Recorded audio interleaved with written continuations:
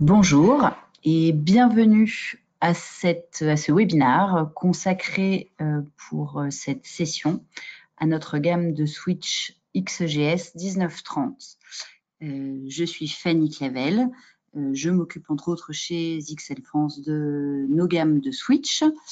Je vais vous rappeler les différentes règles sur ce webinaire, à savoir que par défaut, vous êtes en muet. Pour les questions, vous pouvez les poser en utilisant l'onglet questions. Je ne les vois pas forcément en cours de présentation, donc si vous voyez que je ne réponds pas, ne vous inquiétez pas, j'y reviendrai à la fin de la présentation pour y répondre. Cette présentation est enregistrée et vous pourrez la retrouver sur notre page YouTube.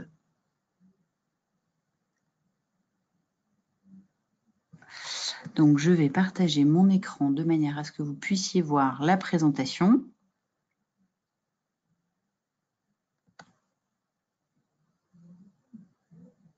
Voilà, donc, vous devez à présent voir mon écran et donc on va passer à la présentation en elle-même. Les switches de la gamme XGS 1930 sont des switches. Alors, le sous-titre du webinaire, c'est « Préparer votre réseau au futur avec ces switches ».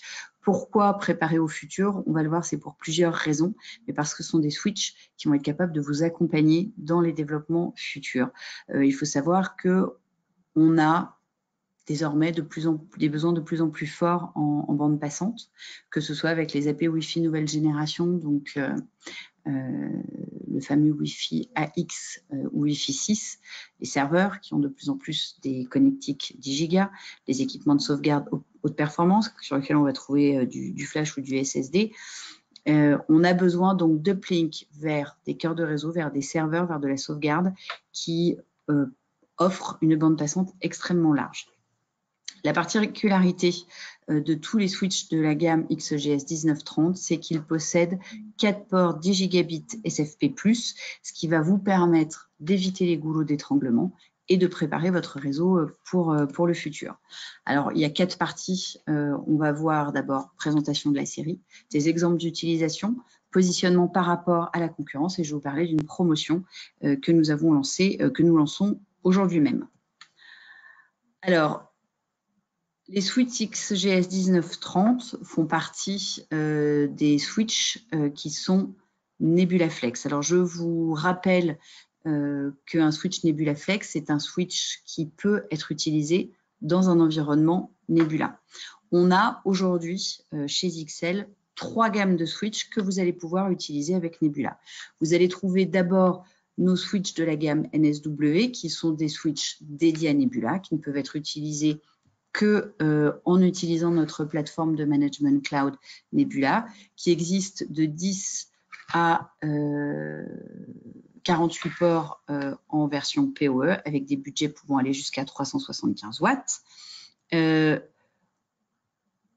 qui vont vous permettre de réaliser du stockage virtuel, étant donné qu'on est sur du cloud avec Nebula, qui vont offrir des fonctionnalités de STP, RSTP et de LSCP, qui font du multicast avec de l'IGMP et qui sont vendus avec 1 an de Nebula ProPack. Nebula ProPack étant la version de Nebula qui vous permet d'avoir accès à des fonctionnalités avancées. La plus notable est au niveau de l'historique où on offre 365 jours d'historique versus 7 jours sur la version gratuite.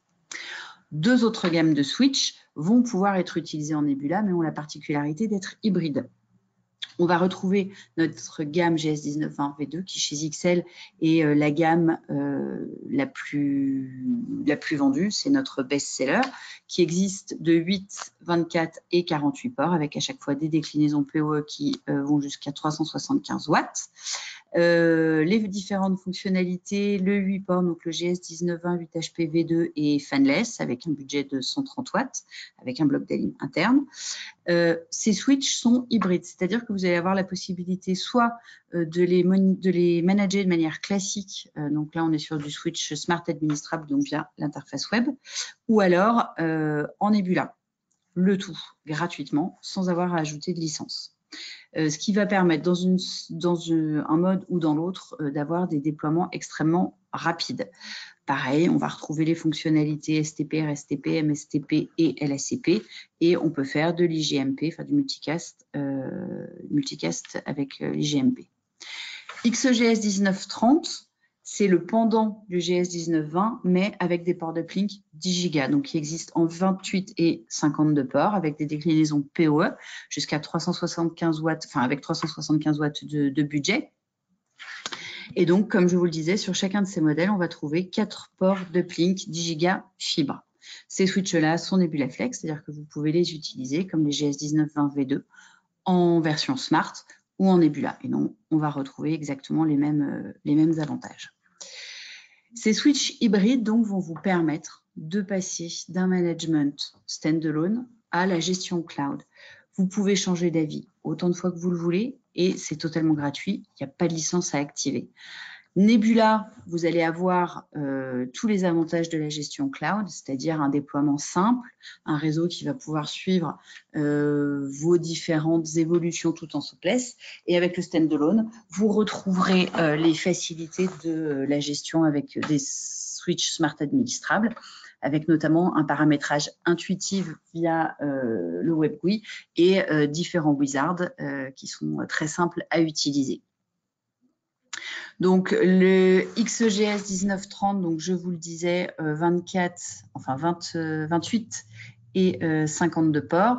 Donc, soit on est sur du 24 ports cuivre gigabit plus 4 ports 10 Go SFP ou 48 ports gigabit plus 4 ports 10 gigabit SFP.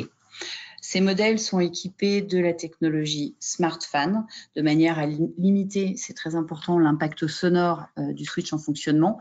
Ça fait partie des remontées qui nous avaient été faites sur nos précédentes lignes de switch, notamment les XEGS 1910 et les GS 1920 première version. On sait que c'est quelque chose qui est très important pour les utilisateurs.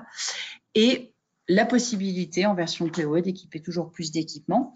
On est sur du 802.3 AT, donc jusqu'à 30 watts par port, pour un budget global de 375 watts, sachant que par défaut, le switch est livré en mode consommation et que vous allez retrouver une LED qui va vous permettre de visualiser le niveau de PoE qui est utilisé.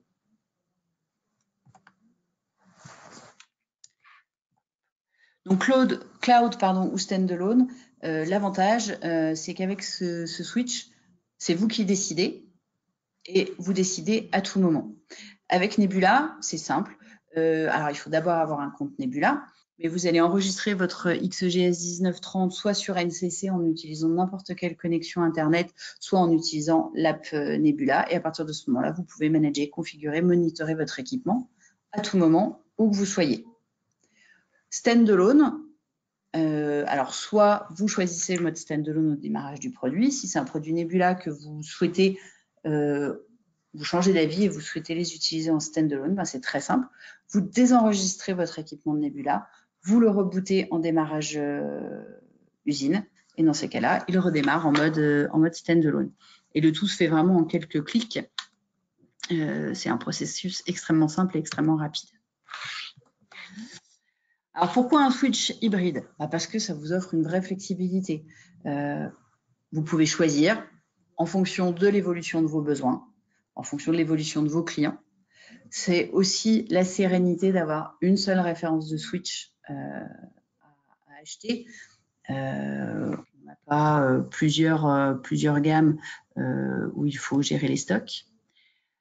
Parce qu'on est sur une solution cloud Zixel qui est gratuite, donc ça veut dire que vous pouvez passer au cloud dans un deuxième temps sans avoir besoin de facturer quelque chose à votre client ou sans mettre en danger la marge que vous réalisez avec votre client. Et puis, c'est un switch qui est pensé pour le futur. Vous pouvez tout à fait vendre et installer ce switch-là chez certains de vos clients, les utiliser en standalone. Et puis, une fois que vous aurez besoin de passer sur du Nebula, vous pouvez le faire très, très facilement. Alors, je vous l'ai dit, c'est un switch 10 gigabits à prix très compétitif. Donc, on a 4 produits, 24 et 48 ports gigabits, PoE ou non. Et donc, pour chaque produit, 4 ports SFP plus donc 10 gigas qui vont permettre de réaliser les uplinks. Fonction PoE, alors c'est quelque chose qu'on va retrouver sur l'ensemble des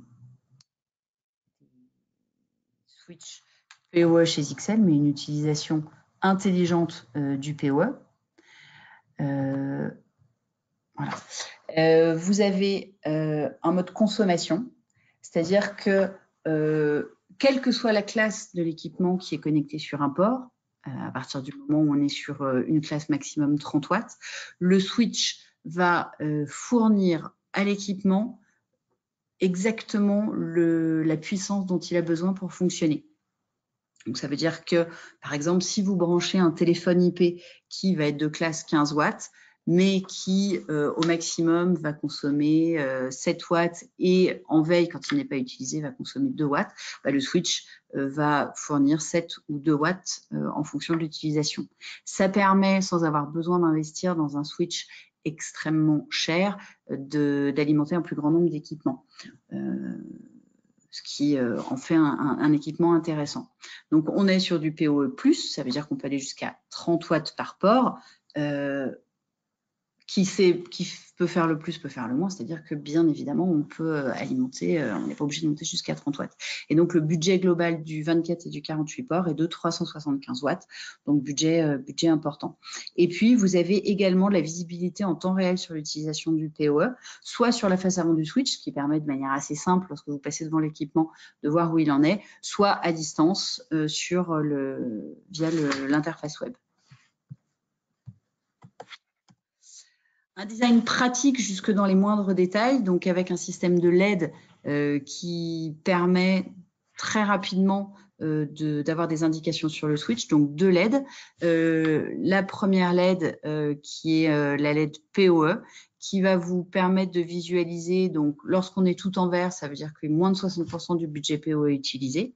Quand on est entre 60 et 80, on a une LED orange, et quand on dépasse les 80%, on est en rouge. Donc, ça permet de voir un switch qui est poussé dans ses possibilités ou pas.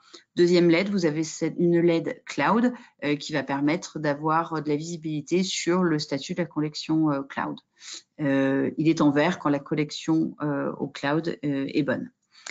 Et puis 2 boutons, donc un bouton reset classique et également un bouton restore qui va permettre de revenir non pas à la configuration usine, mais à la dernière configuration que vous avez sauvegardée. Alors attention, il faut bel et bien la sauvegarder comme configuration, dernière bonne configuration, mais ça permet d'éviter d'avoir à refaire tout le paramétrage en cas lorsqu'on a besoin de resetter le switch. La performance à portée de tous, alors bien évidemment, Nebula, c'est une solution qui va vous permettre très facilement de gérer vos switches, mais si vous ne souhaitez pas les utiliser avec Nebula, si vous souhaitez les utiliser de manière classique, le WebGUI est très facile à utiliser pour paramétrer le réseau. Le wizard va vous permettre en quelques clics de réaliser un paramétrage complet de votre switch. Vous avez un premier wizard qui est un wizard d'installation classique sur lequel vous allez indiquer l'adresse IP, le masque de sous-réseau, la passerelle par défaut et le serveur DHCP. Vous pouvez ensuite, pour la protection contre les boucles, très facilement en sélectionnant les ports, sélectionner le LoopGuard. Sélectionnez les VLAN, encore une fois, de manière très simple. Lorsque vous faites du VLAN par port, vous voyez que vous faites cliquer, déposer, vous sélectionnez le port que vous souhaitez mettre dans tel ou tel VLAN et vous faites flèche droite pour l'ajouter, flèche gauche pour l'enlever. Vous pouvez de la même manière fonctionner pour les trunks de port. Vous sélectionnez les ports que vous souhaitez, pour lesquels vous souhaitez réaliser un trunk, et vous définissez la QoS très facilement en définissant port par port si vous voulez mettre une priorité haute, moyenne ou basse. Le produit, je le répète, est très silencieux. Alors, j'insiste parce que c'est parfois un reproche qui avait été fait à nos anciennes gammes. Donc, vous avez un ventilateur smart qui va ajuster sa vitesse de rotation à la température effective de l'équipement, ce qui veut dire qu'on l'entend à peine lorsqu'il fonctionne et on peut l'installer très facilement dans des environnements de type bureau sans qu'il vienne importuner les gens qui travaillent. Smart Connect, c'est une fonctionnalité qui est présente sur ces switches que vous allez retrouver sur les GS 1920 et 20V2. C'est une solution qui va vous permettre d'avoir de la visibilité sur votre réseau. Donc là, on voit un réseau classique avec une passerelle de sécurité, une gateway, un XS370024 avec des serveurs, ensuite des XGS 1930 sur lesquels on va retrouver des points d'accès. Si on se connecte à l'interface de l'XGS 1930-52 HP, on va avoir de la visibilité sur tous les équipements qui sont en amont et en aval. Donc ici, vous voyez que lorsqu'on est dans la partie neighbor de notre switch, on voit l'ensemble des équipements qui sont connectés. On va voir leur adresse IP. On va pouvoir, en cliquant sur cette adresse IP, avoir accès à l'interface web. Donc ici, en l'occurrence, on est sur une NW1123 HD. On va pouvoir relancer le cycle PoE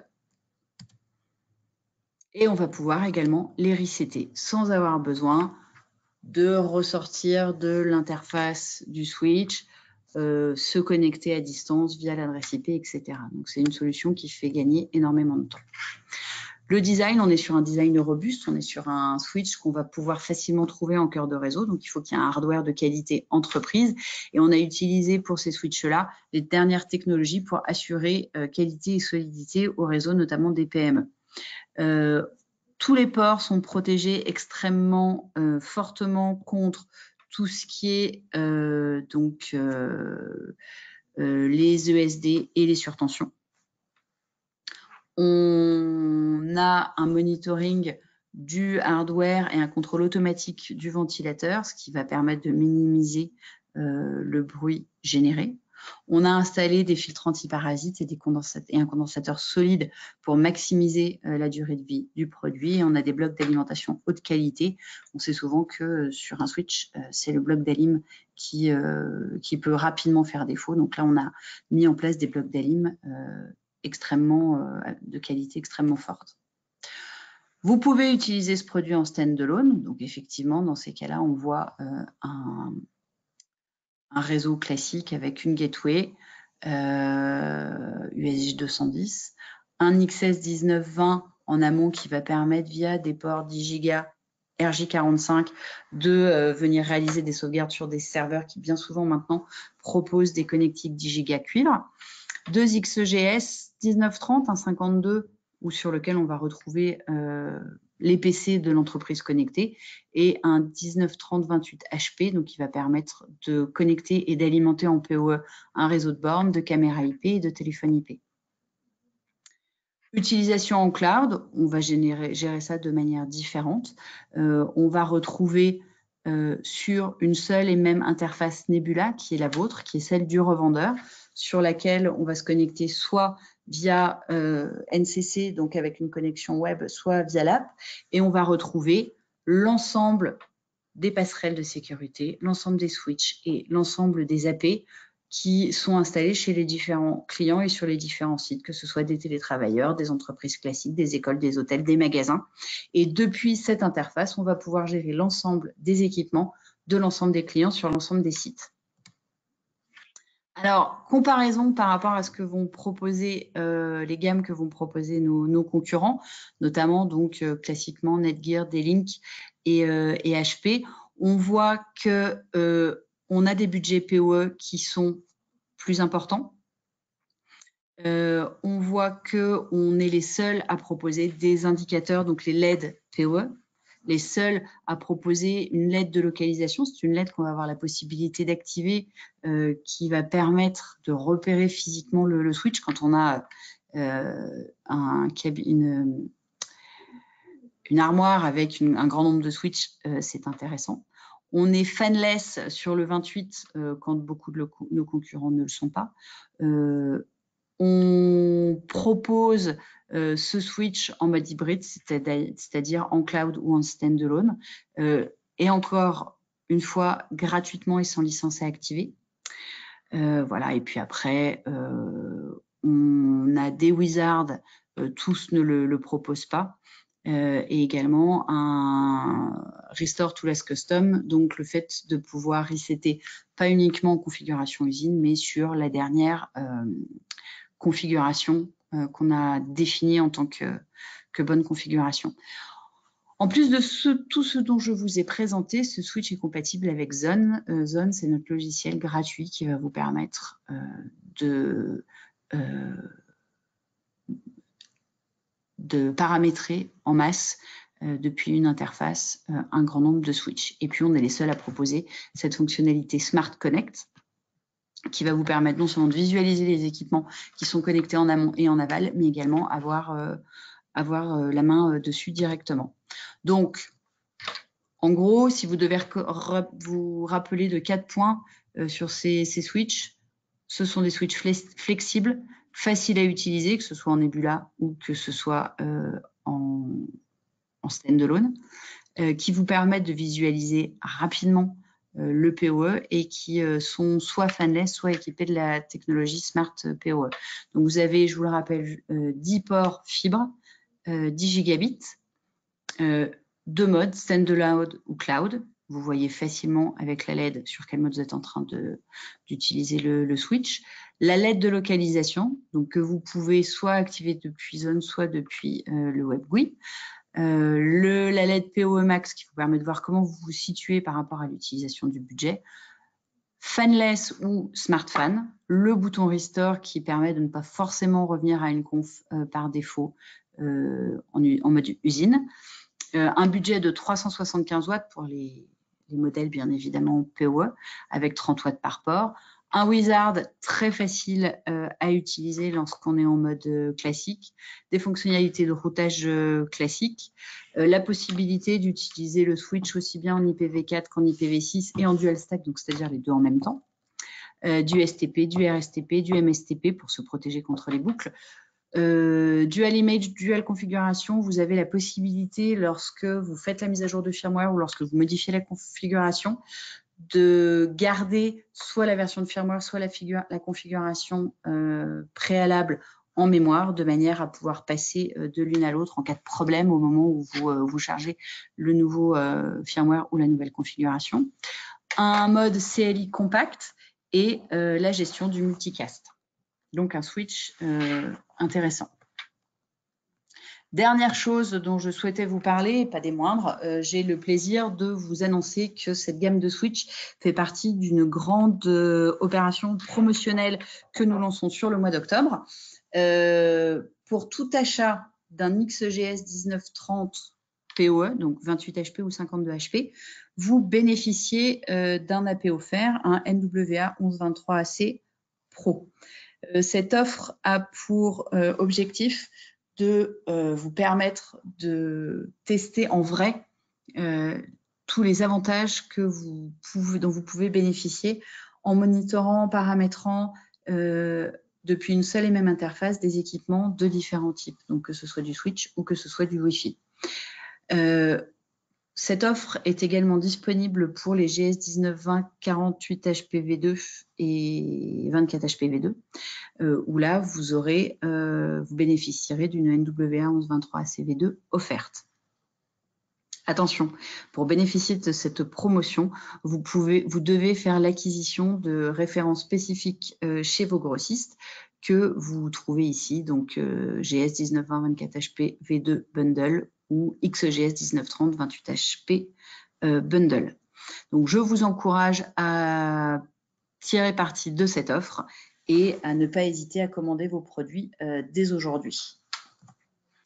Voilà, j'en ai fini pour la partie présentation. Est-ce que vous avez des questions?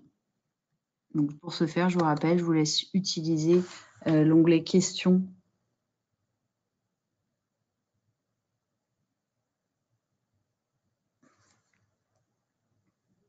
Bon, bah écoutez, apparemment, pas de questions.